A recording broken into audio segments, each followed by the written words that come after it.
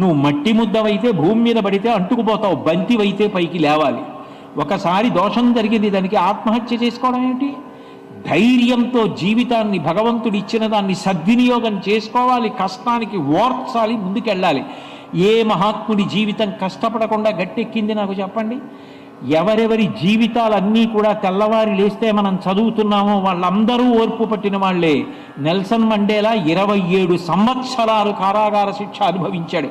18 ఏళ్ళు రాబిన్ ఐలాండ్లో ఇలా పైకెత్తి చూస్తే కళ్ళు బైర్లు కమ్మి దృష్టి పోతుంది, అటువంటి చోట బండలు పగలగొట్టాడు. ఆఖరికి ఆయనకి ఇతర దేశాల యొక్క ఒత్తిడి తట్టుకోలేక విడుదల చేస్తే దేశాధ్యక్షుడైతే తెల్లజాతి వారిని కలుపుకుని తన మంత్రిమండలంలోకి తీసుకున్నాడు. అది ఓర్పు అంటే, అది క్షమాగుణం అంటే. ఓర్పు పట్టిన వారెవరో వారు జీవితంలో వృద్ధిలోకి వచ్చారు. ఎవరు ఇతరులు చేసిన దోషాన్ని